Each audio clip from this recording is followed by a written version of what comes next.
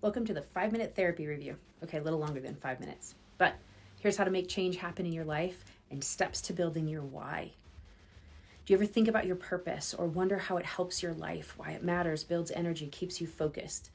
It helps you be more healthy. Having a life purpose can lower stress, enhance well-being, and increase cognition. Lately, we have been hearing a lot about purpose in the psychology world. It has become a buzzword because it is so important to living our best lives. When we talk about what it means to build our lives on purpose, we have to talk about our intentionality and how we set up our experiences. We're going to go over some reasons why creating and finding your personal why is so important and very helpful to your overall health. Plus, it increases your mental capacity. So are you somebody who just feels like life happens to you? There's always something going on around you that you can't control. Or are you someone who feels like, nope, I got a read on life. I'm steering it. I can roll with the icy patches that come up. I've got a sense of control in each moment, even when I know I don't really actually have control. These are very big differences in focus and perception. In my office, I see some people who are like tumbleweeds in New Mexico. If you've ever driven around New Mexico, they are blowing around all over the place all of the time. Others are like rock climbers. They've truly visualized their route. They're ready to set up their gear. They start the climb, and then they adjust as the rock face demands. When it comes to living a life on purpose, it is important to determine your personal why you are willing to do all of the work, why you are willing to be vulnerable, why you are ready to shift what you are comfortable with for something you're not so sure of. Because if you have a strong why, you're like that rock climber. You'll be able to stick with hard things as they come up, and those changes become boring as you go through that process. I get easily bored, and without a solid why, I will completely forget why I'm trying to make that change. Before you know it, I'm back to my old ways, wondering why I got off track and how. It takes diligence and commitment to make a change. It takes perseverance and adaptation to weather the ups and downs of life as you navigate the new change. It takes a strong reason to stay on track. It is important to do your work here. Develop your why. This way you have a stronger reason to stick with the difficult parts of making change happen in your life. One of the biggest problems I see people face when developing their why is that they externalize it. They externalize why they're even going through the problem of making this change happen. It's what others want them to do. It's about the appearance of the change in their social circles. It's about what it will get them in the world at large and how they can manipulate those sorts of things. It's not about how they will actually feel when they make this big change.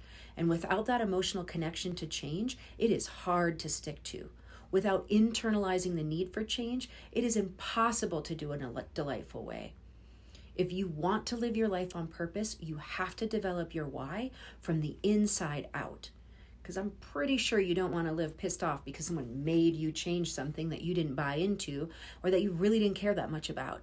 If you went through the hard work of making change happen in your life because of someone or something else, it most likely does not feel authentic for you, and it most likely feels like a false you.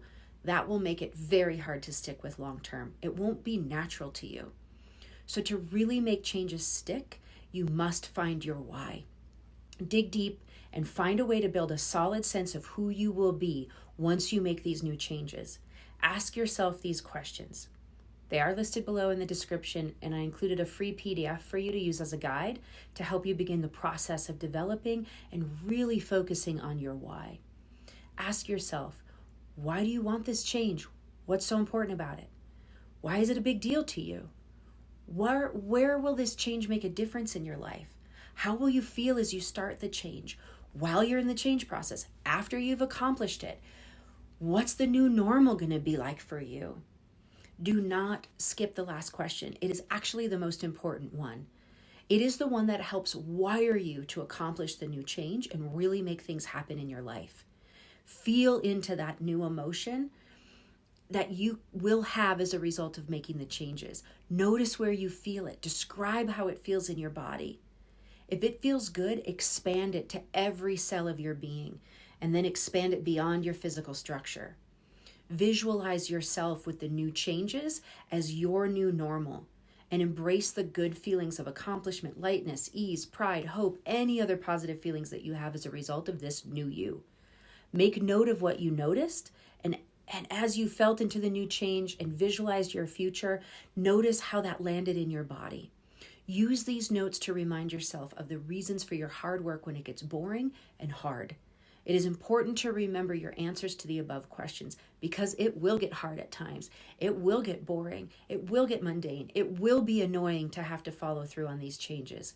When you have a solid why, you will be able to make it through these tough times. You'll weather change and whatever life throws at you with resilience. When you have a strong why, you will be able to get back on your path quickly and easily, which is ultimately the successful way to live life on purpose. Remember, when we approach our health from a place of acceptance, we can work with what we have. We can use our gifts for our benefit and strengthen those weaknesses, create our weaknesses and make them into strengths. We can make sure to choose the right environments for us and say no to activities we know will be disastrous. When we are clear about what we need to be successful, we can communicate those needs and with acceptance and joy to our loved ones. We can get them to work with us rather than against us. So today, take stock of what is working. Honestly, take stock of what is not. Begin to accept yourself just as you are with those strengths and those weaknesses. Then decide which areas you want to focus on first to improve your current situation and build better patterns for the success you want to experience.